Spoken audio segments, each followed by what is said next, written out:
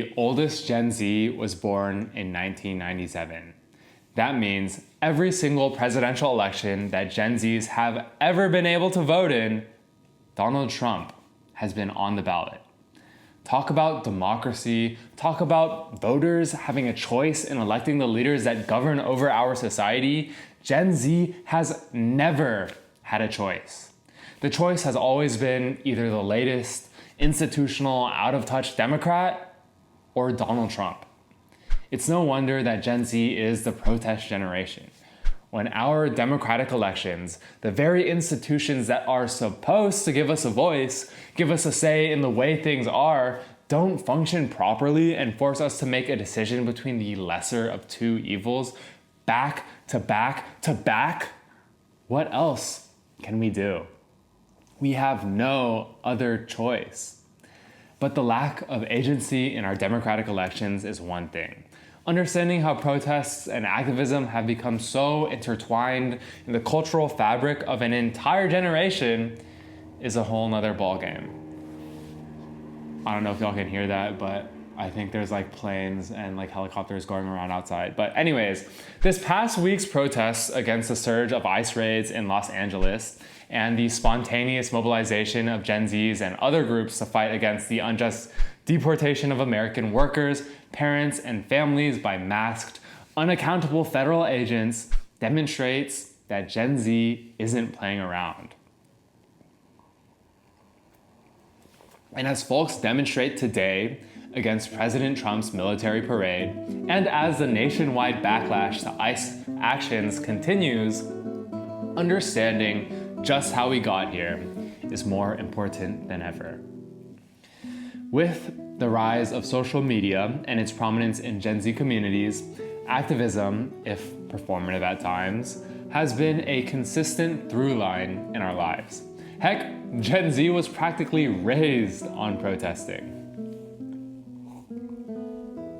Black Lives Matter, the movement that skyrocketed into the American mainstream in 2013 and beyond via a viral social media hashtag, was the first big movement that many Gen Zs were exposed to. And it came at a formative time in many of our lives, our early and mid-teenage years, where we first began really paying attention to the world around us and developing a more concrete understanding of current events, morality, and society. Our brains were finally transforming from peanuts into slightly larger peanuts. Even if we didn't attend a protest ourselves, we knew folks who went. We saw the posts on Instagram, Twitter, Facebook, and Snapchat. We understood the weight of the protests, as well as social media's ability to spread and amplify their message to enormous audiences. This was Gen Z's introduction into the world of activism and protests. And it has shaped our outlook ever since. If Black Lives Matter was the introduction to activism, politics, and protest for Gen Z, then March for Our Lives was the first time we put that introduction to practice in the real world.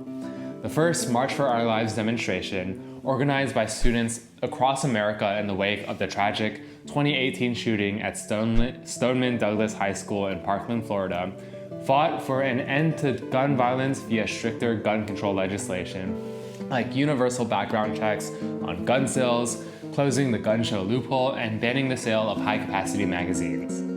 In fighting for gun control legislation, Gen Z had a cause that hit viscerally close to home. And we had the experience and the social media knowledge to organize around it. Between 1.2 and 2 million people protested at the first March for Our Lives demonstration, making it one of the largest protests in American history. I remember around this time, people from my high school were starting to become extremely politically active, becoming outspoken supporters of gun control, organizing walkouts at school, posting on social media, and educating their friends about everything happening in the world. To be fair, this was also the year that Beto O'Rourke was giving Ted Cruz a run for his money in Texas, which brought for us high school students, a lot of energy and intrigue to the wide world of politics outside of the school grounds. All of this mobilization, in addition to many of us gaining the ability to vote for the first time, led to an overall atmosphere of hope. Like, by going out there and protesting and voting, we could actually shape our society for the better. Don't get me wrong, there was also understandably a lot of fear of gun violence at the time. But at the end of the day, we were hopeful that our actions, our movements, our protests, our voices could create change. Since then, Gen Z has organized, led, shaped, and engaged in countless protests across the US. From the global climate strike of 2019, to the national Black Lives Matter protests in the summer of 2020, to the Dobbs decision protests, to the encampments at universities in support of Palestine, to last week's ICE Out of LA protests, to the No Kings protests that are happening nationwide today, Gen Zs have been at the forefront of some of the biggest and most consequential movements that America has seen in the past half century.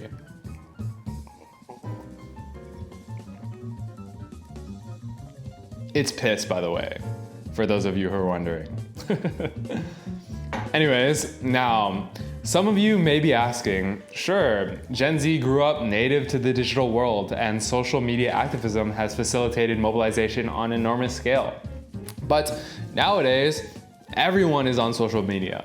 So that doesn't really explain why Gen Z in particular is so active politically. First of all, that's not a question, idiot. Try harder next time.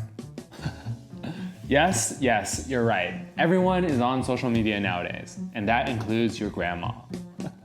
Really, you should check in on her. She's probably falling for dancing AI pug videos left and right. Seriously though, seriously. No, but like seriously, check on her. Anyways, yes, everyone is on social media, but they aren't on social media like Gen Z is on social media. They don't understand doom scrolling like Gen Z understands doom scrolling. No, but seriously, the world for Gen Zs has, from our earliest memories, been completely cooked. From the financial crisis in 2008 and its aftermath, to Donald Trump getting elected in 2016 by promising to build a wall, to a global pandemic that completely shut down our society, to a 300-year-old running our government for 4 years, to Donald Trump getting elected again by promising to build a wall again, to now, where our social safety nets are being gutted, our Department of Education is run by a WWE executive, and the federal government is sending the military and the Marines to American cities for reasons one can only imagine. The state of our society for Gen Z's entire lifespan has been, for lack of a better word, really bad. And the economy hasn't been much better either. It used to be that you could buy a home, raise a family of 4, and save up for a comfortable retirement, all by working full-time as a cashier at the local grocery store. Today, Gen Z is staring down the barrel of an entire lifetime of unfulfilling wage labor, with no prospects for owning a home, no prospects for earning enough to start a family, no prospects for saving for retirement. Rent is insanely expensive, cost of living is insanely expensive, hanging out with friends is insanely expensive, therapy is expensive, everything is way too expensive. Gen Z can hardly live a normal life. It feels hopeless. It's soul crushing. I mean, can you imagine? Probably. I mean, you're living through it too. And at the same time that normal folks like us are struggling to pay rent, to put food on the table, the rich just keep getting richer. I mean, in 2020, Elon Musk was worth $27 billion. That's already an absurd amount of money. But now, just 5 years later, he's worth $400 billion. In fact, today, the 3 richest Americans own more than the bottom half of Americans combined. And still, despite all that, Trump is still trying to pass a tax bill that would help the richest Americans and hurt the poorest Americans. Tell me, in your opinion, what should Gen Z do about that? What can Gen Z do about that? What can we do about the direction our society is going in other than disrupt the status quo, protest, band together, and make our voices heard in the streets? We have no other choice. It reminds me of the saying, back a dog into the corner and it's gonna bite. Still, even with all of these protests, all of this activism behind us, there is still this sort of weird narrative going around of, Gen Zs aren't protesting against the Trump administration.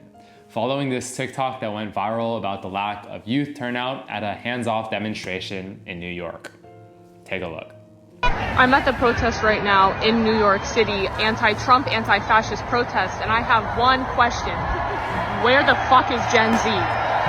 These people are cheering, they're talking like it's just the 60s, it's just like the 60s, and they're having conversations and walking slowly. There's no fight here, there's no youth here. It's all 30-somethings and their children, and then seniors, and God bless everybody who showed up today, but I'm really fucking disappointed in the youth turnout. Where is the youth turnout? This is your future that is going to be impacted by the actions of the Trump administration. And it's really this easy to show up in numbers and show your government that they're outnumbered. Oh my God. I can't even. Like, where are you going if you're not going to the protest right now? What's more important? This thinking is ahistorical and weirdly patronizing. Think about all of the past protests that Gen Z has played a large part in. BLM, March for Our Lives, the climate strike, the Dobbs decision, the Palestine encampments, the ICE out of LA protests. What did these movements all have in common?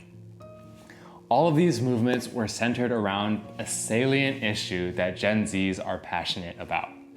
Police and criminal justice reform, climate justice, abortion and healthcare access, decolonization, immigrants' rights. We care less about any specific politician or even the American political system in general. I mean, Gen Z has had Bush, then Obama, then Trump, then Biden, then Trump again, and throughout that entire sequence of presidents that makes up our entire lives, our society has seemingly been on a constant backward slide. So when you have a protest like Hands Off, which is essentially a Trump bad protest, Gen Zs are obviously less likely to show up. Not that Gen Zs are okay with Trump or anything. Our activism is just centered more around the actual issues that our society is facing and the systems that and institutions that create those issues in the first place, rather than the person that happens to be in power at any given moment. What matters is the issues, the policy. For so long, we did everything right. In the summer of 2020, during the Black Lives Matter movement, we went out into the streets and made our voices heard. In November, we sucked it up and voted in the Democratic candidate. We made our voices heard, and we participated in the political process. If we did all that, we were told, we would be heard. The system would work. Things would change for the better. And yet, here we are in 2025, and things have not changed for the better. In fact, it's gotten to the point where who knows if we'll even have a country like a year from now.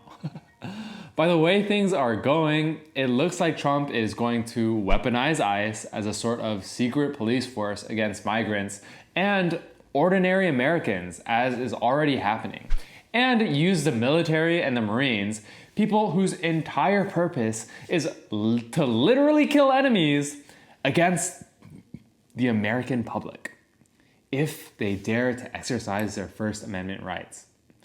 And as seasoned protesters and organizers, Gen Z, I fear, is poised to be caught right in the middle of it. It's grim. It's grim. But I still believe in us, in Gen Z, to shape our society in our vision. Americans across the political spectrum are starting to realize just how insane this administration has been and will continue to be. And the pendulum is swinging in the other direction. I called Gen Z the protest generation. But we are not just protesting. Gen Z is also going to school. We are social workers. We're volunteers. We're restaurant workers. We're community leaders. We are creating grassroots and cultural change wherever we can. That change will take community building, it'll take volunteering, it'll take meeting new people, it'll take hanging out and having fun with our friends. It'll also take protests and disruption and disciplined organizing. But we will get there. Usually, I would tell you that in 2028, Gen Z and millennials together will, for the first time in history, make up the majority of the eligible voting population. But I don't think this is the time. Now is the time to say, fuck it, get out there, stay safe, and have fun. I'll see you there. Bye-bye.